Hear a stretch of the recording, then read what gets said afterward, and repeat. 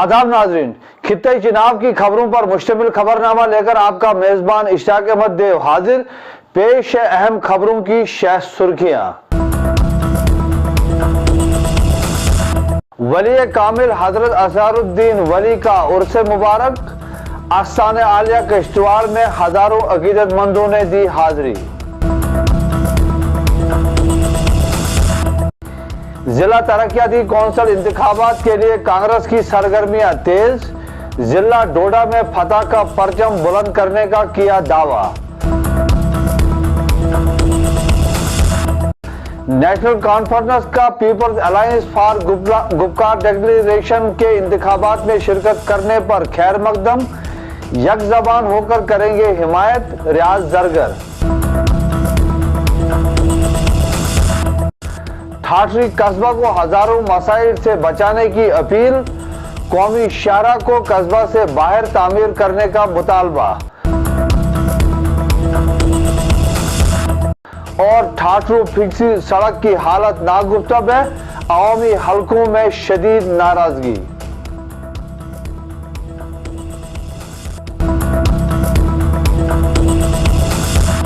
और अब पेश है खबरों की तफसील।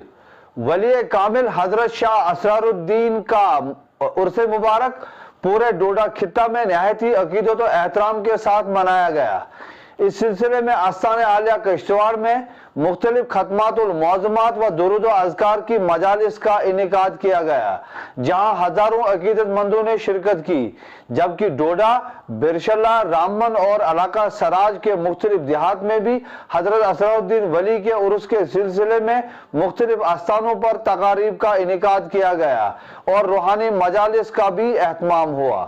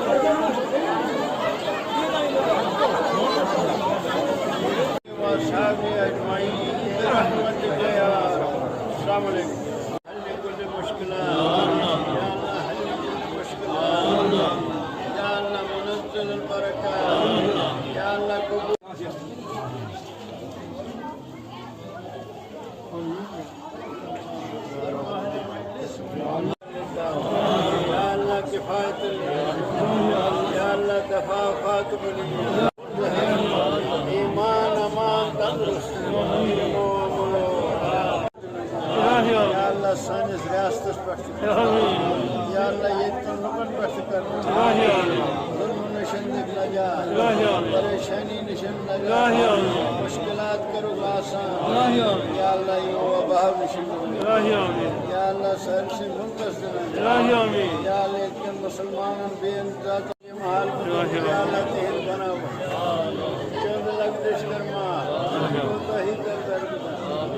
खबर करो या अल्लाह सानन औलाद दुनिया फिदा वाशिल निशन थाओ मेरा हरबी निशन थाओ पूरा फातम निशन थाओ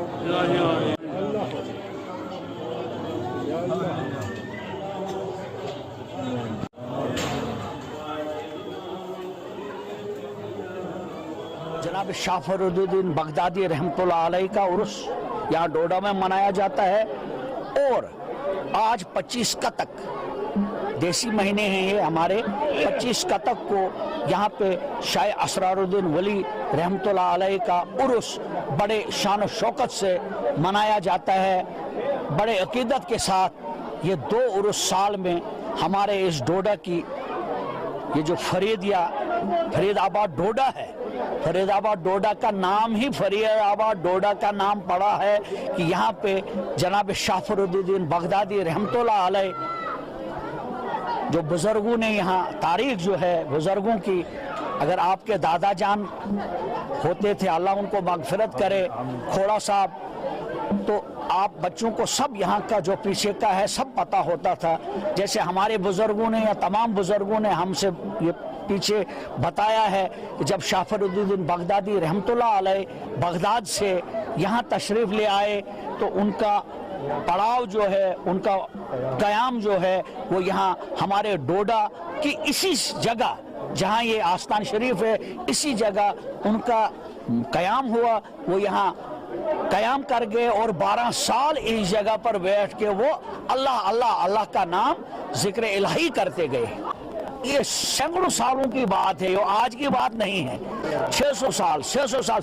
और आज भी देखो, आपने देखा कि कितने हिंदू मस्तूरात आए अपने अकीदत के साथ यहाँ पे, उन्होंने अपना चढ़ावा चढ़ाया। मुसलमान तो हैं ही, तो लिहाजा मुसलमान तो हैं ही यहाँ पे। यहाँ हमारे मुजावर हैं यहाँ पे, नज़ीर साहब, शाह साहब, तो हम सब यहाँ पे मुजावरी हैं और यहाँ के हम देखभाल के काबिल तो हैं नहीं, हमारी सारी फैमिलियाँ, लेकिन हम यहाँ पे थोड़ा बहुत पेश होते हैं, इसलिए कि ये जो दिन है ये बड़े अकीदत और शान शौकत से मनाए जा रहे हैं। तनीषा राज। हाँ जी, हम बचपन से आ रहे हैं अपनी नानी अपने घर वालों के साथ, और बहुत अच्छा लगता है यहाँ पे आके, और हम जो मानते हैं वो पूरा भी हो ही जाता है। और बहुत अच्छा है यहाँ पे, कोई हिंदू मुस्लिम में अंतर नहीं होता, पर जो है सब एकता ही है यहाँ पे। और कभी भी जब हमारे जैसी बातें करते हैं, जब अपने टाइम पे अपनी जैसी बातें करते हैं, बस सब कुछ ठीक है यहाँ पे। हाँ, जो हम चाहते हैं कि हमारे साथ हों वो मांगते हैं, और हमें यहाँ पे आके बहुत सुकून मिलता है। हम यहाँ पे आते हैं और हमें बहुत अच्छा ट्रीटमेंट भी मिलता है यहाँ पे, बहुत सब कुछ अच्छा है। शहजादा फिरोज। ये लगभग 40-42 साल हैं हम, हमारे माँ बाप, हमारे दादा परदादा लगातार आ रहे हैं, और ये ऐसी ज़ियारत है, यहाँ जो भी आता है इंशाल्लाह मुरादें पाके ही जाता है। हाँ, हिंदू बरादरी भी बांधी, क्योंकि इनकी जो मिसेस थी वो हिंदू थी, और यहाँ सदियों से भाईचारा होता, अगर कहीं भी कुछ हो, लेकिन यहाँ हमेशा पूरा अमर रहता। यहाँ हिंदू मुसलमान इकट्ठे रहते हैं, और इंशाल्लाह हमेशा इकट्ठे रहेंगे, यहाँ कोई ऐसी बात नहीं है, हमेशा इकट्ठे। हम उर्स भी इकट्ठे मनाते हैं, उसमें भी जाते हैं, जैसे वो हम हमारे साथ शेयर करते हैं, हम उनके साथ शरीक, हम उनके त्यौहार में हिस्सा लेते हैं, वो हमारे त्यौहार। यहाँ हमेशा भाईचारा ही रहा। यहाँ तारीख है, डोडा जिले की चुनावी यहाँ तारीख है, यहाँ हमेशा हिंदू भाई और मुसलमान इकट्ठे रहते हैं। आने वाले जिला तरक्याती कौंसिल इंतखाबात के सिलसिले में डोडा में कांग्रेस जमात, जहां साबिक वजीर अब्दुल मजीद वानी की क़यादत में सरगर्म है, और इस सिलसिले में गुज़श्ता कई दिनों से कांग्रेस दफातर डोडा वानी मंजिल में खुसूसी इजलासों का सिलसिला भी जारी है। और दरअसल पार्टी के कारकुनान की तरफ से यह भी दावा किया गया है कि न सिर्फ उनके नाराज कारकुनान वापस जमा हो रहे हैं, बल्कि बीजेपी के कई सरगर्म कारकुनान भी बीजेपी से नाता तोड़कर कांग्रेस जमात में शामिल हुए हैं। कांग्रेस तर्जुमान ने दावा किया है कि आने वाले जिला तरक्याती कौंसिल इंतखाबात में कांग्रेस उम्मीदवार पूरे जिला में फतह का परचम लहराएंगे।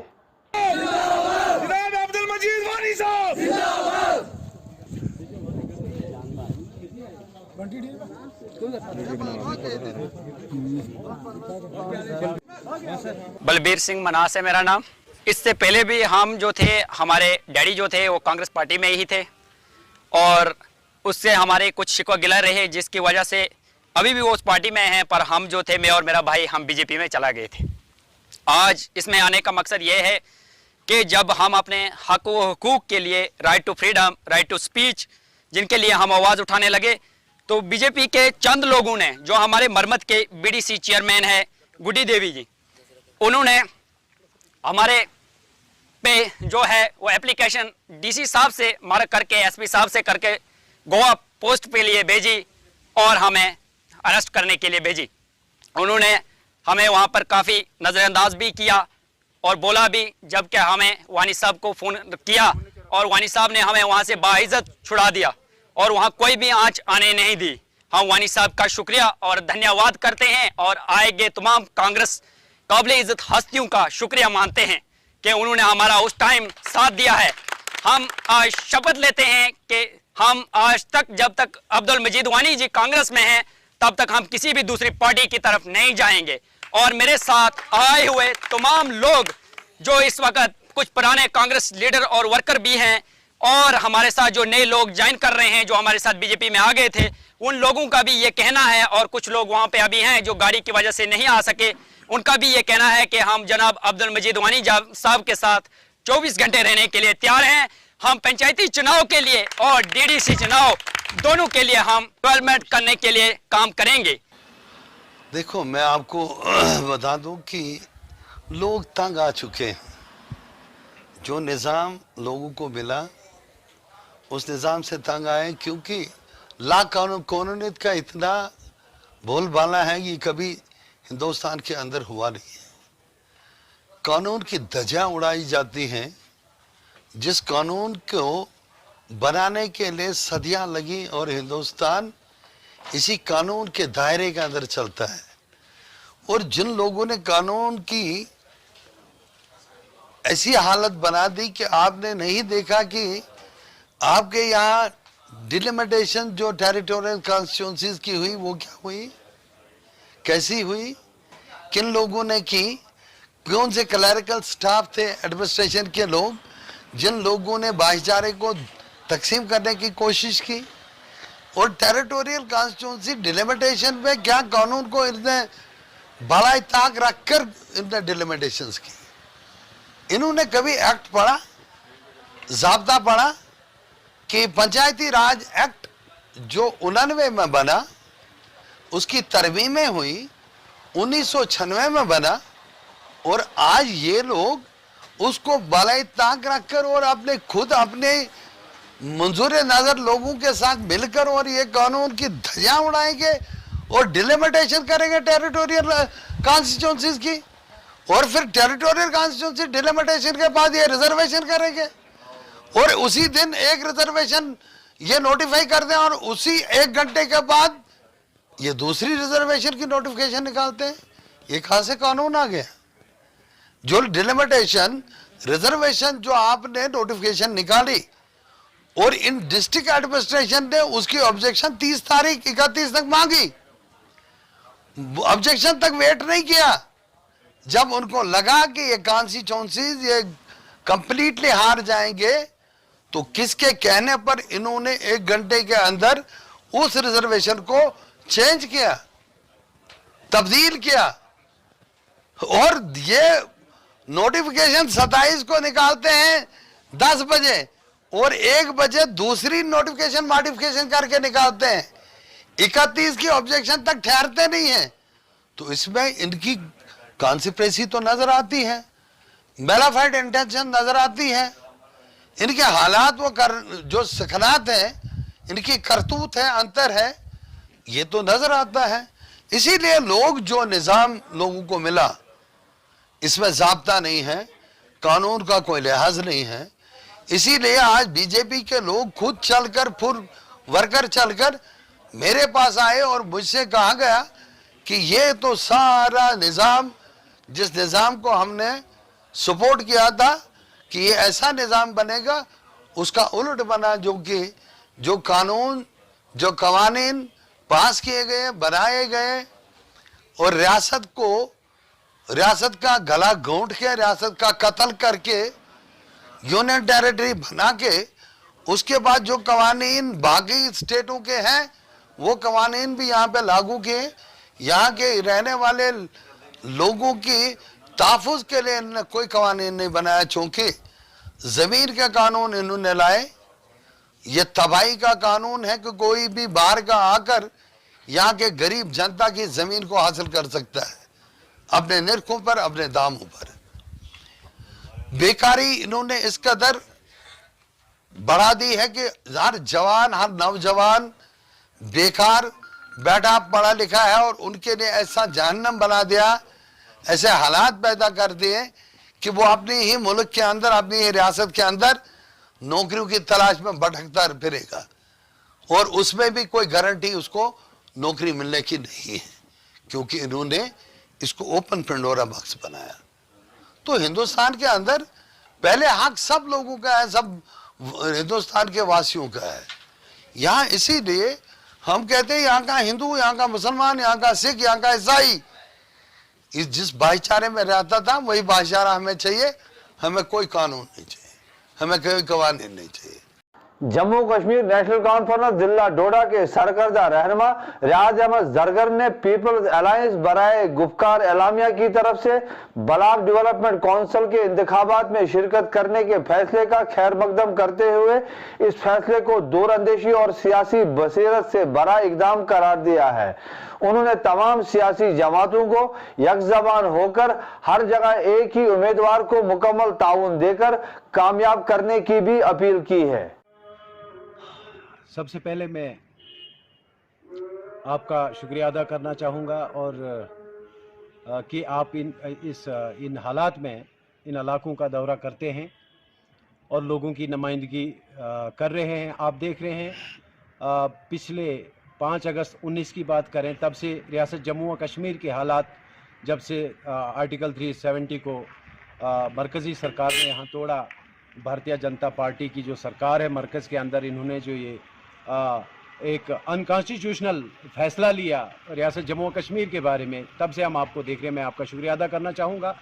आपने बात करी अभी इसकी जो डीडीसी के चुनाव हो रहे हैं हमारी रियासत के अंदर, जो बोहकलाट में आके इस जो यहाँ हमारी जो सरकार है जल्दी में, कोई वक़्त नहीं था, कुछ नहीं था, इन्होंने किए, लेकिन फिर भी हमारा जो पार्टी तंजीमी जो नज़्म ज़ब्त है हमारा, यहाँ जो गुफ्कार डिक्लेरेशन है, तो इन्होंने एक फ़ैसला ले लिया है कल जम्मू में सारी तंजीमों ने कि हम इस इलेक्शन में हिस्सा लेंगे, क्योंकि हम ये इनके लिए यहाँ मैदान खाली नहीं रखेंगे। मैं भी इसका एक हिस्सा हूँ। यहाँ चंगा कॉन्स्टिट्यूंसी से, जो हमारी चंगा की यहाँ कॉन्स्टिट्यूंसी है, इससे तो इस सिलसिले में मैं रियासत जम्मू व कश्मीर बिलखुसूस चुनाव खिता और ख़ास करके मैं अपने इस भलेसा के जो जितने भी हमारे चुनावी हलके हैं और जो मेरा यहाँ चंगा का चुनावी हलका है, मैं यहाँ की आवाम से अपील करना चाहूँगा,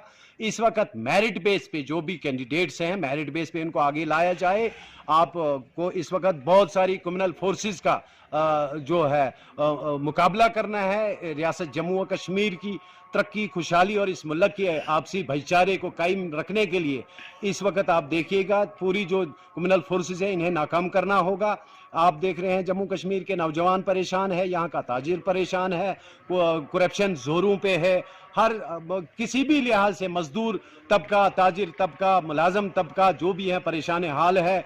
कोई पता नहीं है हुकूमत है भी या नहीं है, जो मर्जी है फैसले पे फैसले ले रहे हैं। रियासत जम्मू व कश्मीर जो है, रियासत जम्मू व कश्मीर को पहले वज़ीर आज़म हुआ करता था, उसके बाद यहाँ का जम्मू कश्मीर का वज़ीर आला बना, फिर गवर्नर कहते थे, अब एलजी बनाया, और कल को मुझे लगता है ये जम्मू कश्मीर को कहीं पंचायत का दर्जा न दें। लोगों को हर हिसाब को मद्देनज़र रख के इस वक्त देखना है। इसी सिलसिले में जो अवामी इत्तेहाद जो है गुफ्कार डिक्लेरेशन जो है एक फैसला लिया है, चुनाव में हिस्सा लिया है, तो मैं तमाम लोगों से अपील करना चाहूँगा कि इस वक्त हमारे हाथ मजबूत करिए और ताउन दे दीजिए अपने लिए, अपनी रियासत के लिए, अपने नौजवान नस्लों के लिए, अपनी नौजवानों के बेरोजगारी के लिए। आपने देखा लैंड ला क्या पहले क्या बोलते थे, अभी लैंड ला लाते हैं, कभी और कोई ला लाते हैं, तो सारी चीज़ें मद्देनज़र रखते हैं। और ख़ास करके मैं अपनी इस कॉन्स्टिट्यूंसी से जो चंगा कॉन्स्टिट्यूंसी है तमाम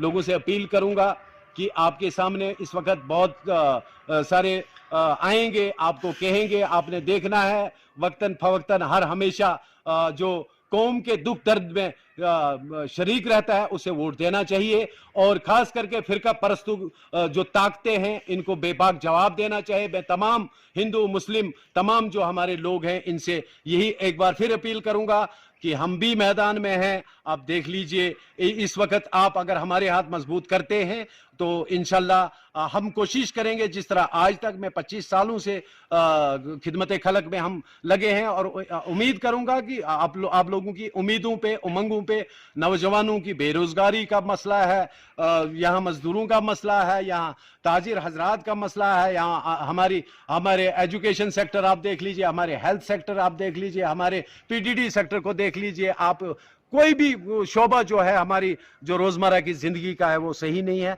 तो बहरहाल मैं फिर यही अपील करूंगा कि एक आप मुझे कामयाब बनाइए। मैं कोशिश करूंगा कि आपकी उम्मीदों पे मैं खरा उतरने। बटोत किश्तवाड़ कौमी शाहरा पर मौजूद कस्बा ठाठरी की आवाम ने कौमी शाहरा के कस्बा के बाहर तामीर करने का मुतालबा किया है। आवाम का कहना है कि कस्बा के दरमियान कौमी शाहरा की मौजूदगी से अवाम हजारों मसाइल बशमूल सेहत के मसाइल से भी दो चार होंगे और अवामी मुफाद का तकाजा है कि इस शाहरा को कस्बा से बाहर तामीर किया जाए।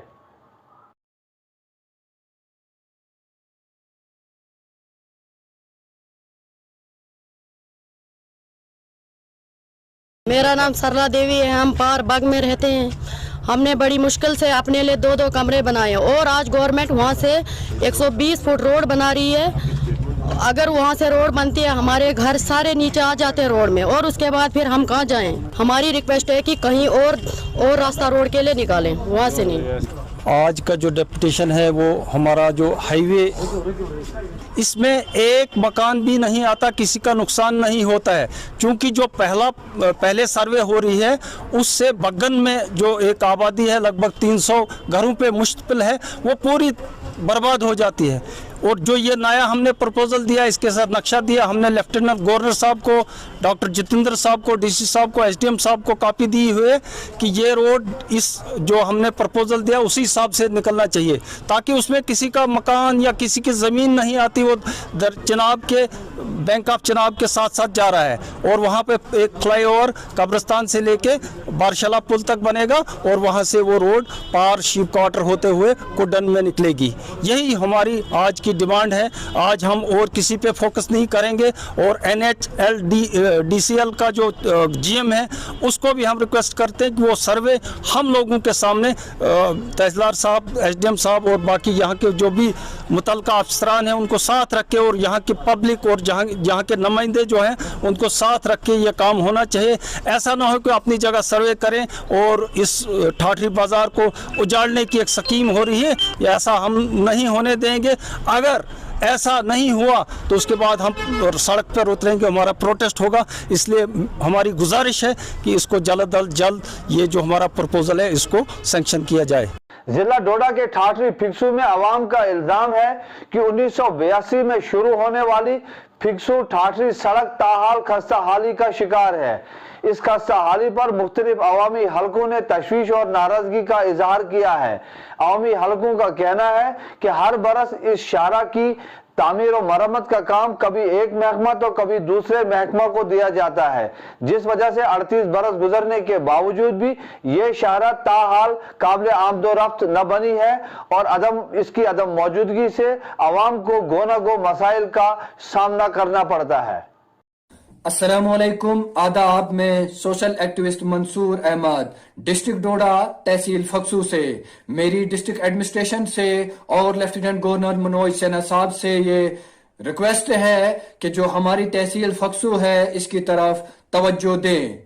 मात्र 6 kilometre road tehsil Thathri to तहसील फक्सू है। 38 साल गुजरने के बाद में भी अब तक इसके ऊपर ब्लैक टॉप नहीं हुआ है, जबकि 2018 में इसके टेंडर भी हो चुके हैं। न जाने किस वजह से इसके ऊपर PMGSY ने ब्लैक टॉप का काम नहीं किया।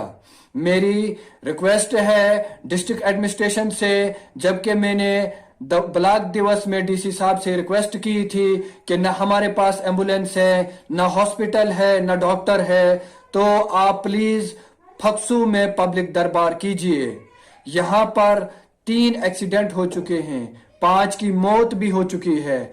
डिलीवरी केस रास्ते में हो जाते हैं और अगर यहाँ पर आग लग जाती है तो फायर सर्विस की गाड़ी भी यहां तक नहीं पहुंचती है। इससे आप बखूबी अंदाजा लगा सकते हैं कि हमारी रोड की कितनी खस्ता हालत है।